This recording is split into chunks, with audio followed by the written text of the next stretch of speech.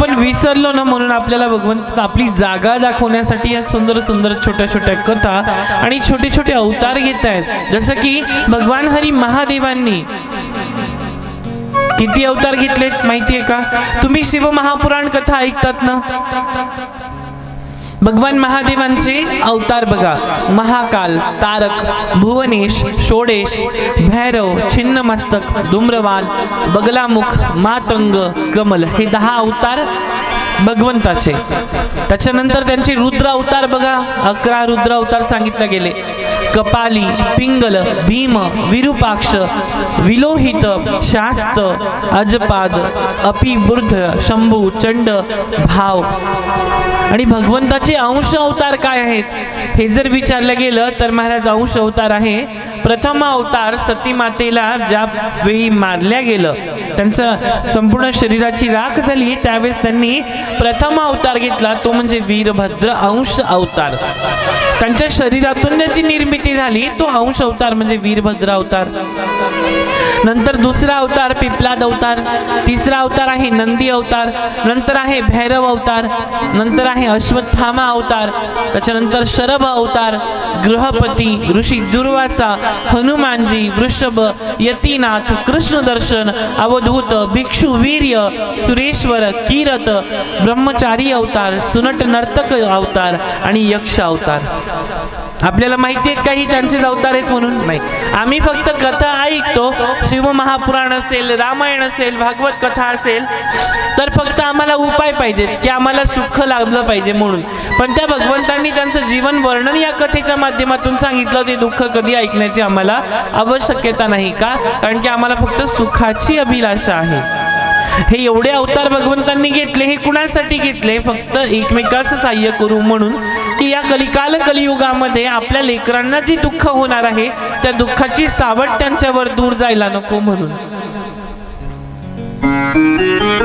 महाराज अनेक अवतार भगवंतांनी घेतले, पण आपल्याला माहिती तरी किती आहे? फक्त उपाय करणं.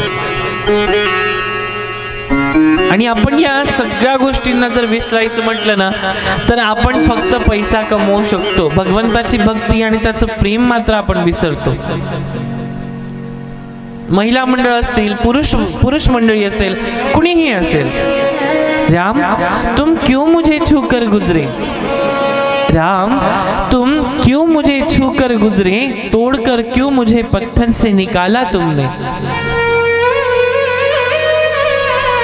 मूर्ति ही मुझे रहने देते तो मेरी पूजा होती, शायद मैं पूजी जाती. औरत, महिला, माँ मरकर ही देवी बना करती है, माँ मरकर ही देवी बना करती है. जिंदा औरत तो सिर्फ एक रूप है, फक्त एक रूप है, जैसे मैं हूँ.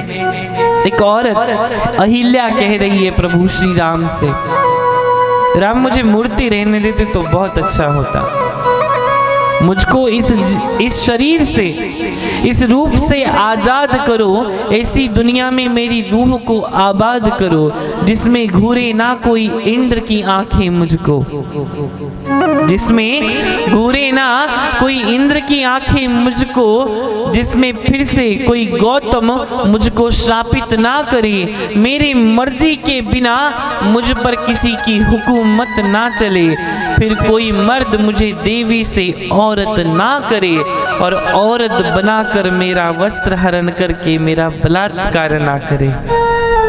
ये बातें महाराज कथाएं सिखाती हैं, लेकिन हम क्या करते हैं ये समझना बहुत जरूरी है. द्रौपदी मैया, उनकी कोई वस्तु थी जिन्होंने उनको जुए में लगा दिया, जुगार में लगा दिया? क्या औरत स्वतंत्र थी तब?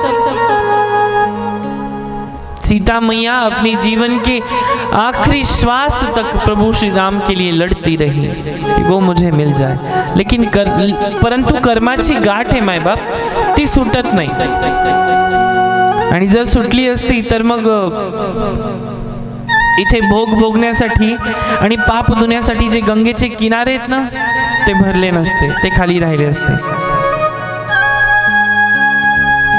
कधी हा विचार केला का की रामाला वनवास मिळाला होता, मग उर्मिलेला वनवास का मिळाला? कधी विचार केला का? उर्मिला सोबत गेली होती का रामाच्या? नहीं। राम को जो मिला वनवास गलत था, लेकिन कोई राजा कभी मजबूर भी हो सकता है। जिद पे अड़ जाए जो रूठी हुई सौतेली माँ, बेटे से बहुत दूर, बाप से बेटा बहुत दूर भी हो सकता है। जिद पे अड़ जाए अगर सौतेली माँ, बेटे से बाप भी बहुत दूर हो सकता है। घर से जंगल को चले राम जी, दुनिया को समेटे, उर्मिला को भी भेंट चढ़ाया गया वनवास जा सकता है। भेंट सिर्फ पत्नियां ही नहीं, खुद को भी कुर्बान किया छोटे लक्ष्मण ने। बड़े राम पर एहसान किया।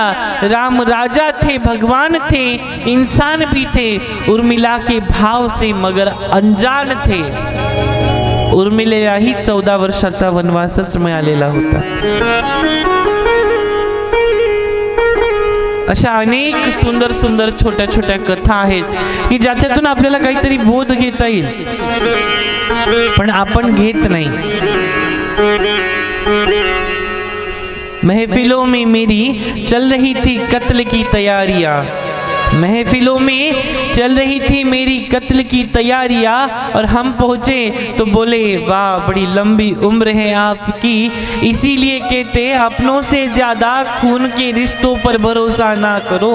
अपने पराये हो जाते हैं, पराये अपने हो जाते हैं, और दुनिया में सभी रिश्ते नाते स्मशान तक ही जलाए जाते हैं।